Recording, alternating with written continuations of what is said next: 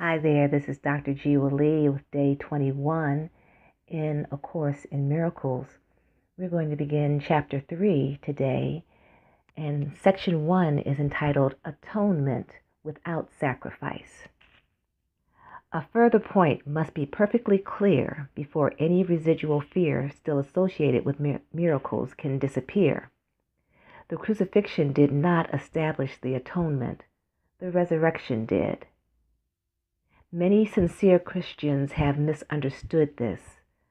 No one who is free of the belief in scarcity could possibly make this mistake.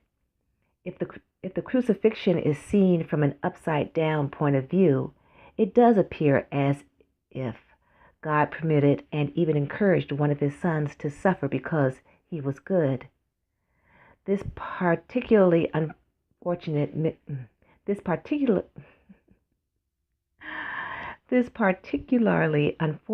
interpretation, which arose out of projection, has led many people to be bitterly afraid of God. Such anti-religious concepts enter into many religions, yet the real Christians should pause and ask, how could this be? Is it likely that God himself would be capable of the kind of thinking which his own words have clearly stated is unworthy of his Son? The best defense, as always, is not to attack another's position, but rather to protect the truth. It is unwise to accept any concept if you have to invert a whole frame of reference in order to justify it. This procedure is painful in its minor applications and genuinely tragic on a wider scale. Persecution frequently results in an attempt to justify the terrible misperception that God himself persecuted his own Son on behalf of salvation. The very words are meaningless. It has been particularly difficult to overcome this because, although the error itself is no harder to correct than any other, many have been unwilling to give it up in view of its prominent value as a defense. In milder forms, a parent says, "This hurts me more than it hurts you," and feels exonerated in beating a child. Can you believe our Father really thinks this way? It is so essential that all such thinking be dispelled that we must be sure that nothing of this kind remains in your mind. I was not punished because you were bad.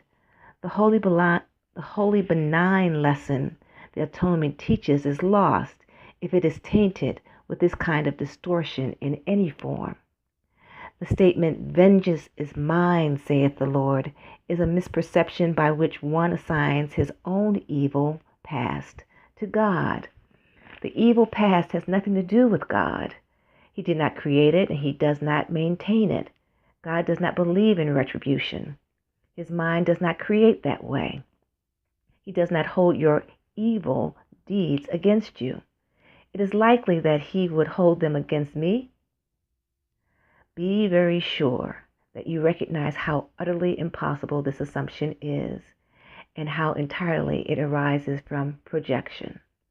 This kind of error is responsible for a host of related errors, including the belief that God rejected Adam and forced him out of the Garden of Eden. It is also why you may believe from time to time that I am misdirecting you. I have made every effort to use words that are almost impossible to distort, but it is always possible to twist symbols around if you wish. Sacrifice is a notion totally unknown to God. It arises solely from fear, and frightened people can be vicious.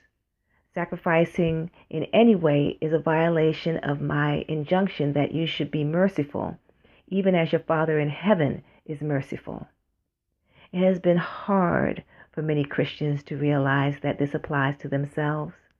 Good teachers never terrorize their students. To terrorize is to attack, and this results in rejection of what the teacher offers. The result is learning failure. I have been referred to as the Lamb of God, who taketh away the sins of the world. But those who represent the Lamb as blood-stained do not understand the meaning of the symbol. Correctly understood, it is a very simple symbol that speaks of my innocence. The lamb and the lion lying down together symbolize that strength and innocence are not in conflict, but naturally live in peace. Blessed are the pure in heart, for they shall see God, is another way of saying the same thing. A pure mind knows the truth, and this is its strength. It does not confuse destruction with innocence because it associates innocence with strength, not with weakness. Innocence is incapable of sacrificing anything because the innocent mind has everything and strives only to protect its wholeness. It cannot project. It can only honor other minds because honor is the natural greeting of the truly loved to others who are like them. The Lamb taketh away the sins of the world in the sense that the state of innocence or grace is one in which the meaning of the atonement is perfectly apparent. The atonement is entirely unambiguous. It is perfectly because it exists in light. Only the attempts to shroud it in darkness have made it inaccessible to those who do not choose to see. The atonement itself radiates nothing but truth.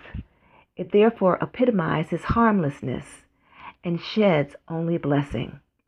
It could not do this if it arose from anything but perfect innocence. Innocence is wisdom because it is unaware of evil, and evil does not exist. It is, however, perfectly aware of everything that is true. The resurrection demonstrated that nothing can destroy truth. Good can withstand a form of evil, as light abolishes forms of darkness. The atonement is therefore the perfect lesson. It is the final demonstration that all the other lessons I taught are true. If you can accept this one generalization now, there will be no need to learn from many smaller lessons. You are released from all errors if you believe this. The innocence of God is the true state of the mind of his Son. In this state, your mind knows God, for God is not symbolic. He is fact. Knowing his Son as he is, you realize that the atonement, not sacrifice, is the only appropriate gift for God's altar, where nothing except perfection belongs. The understanding of the innocent is truth. That is why their altars are truly radiant. And this is Chapter 3, Section 1, Atonement Without Sacrifice. This is Dr. Jewa, and I invite you to listen to the daily lessons on my Facebook page, Dr. Jewa, and continue to subscribe and hit that bell so you can be notified when I download or upload the lesson and the text for today. Have a great day.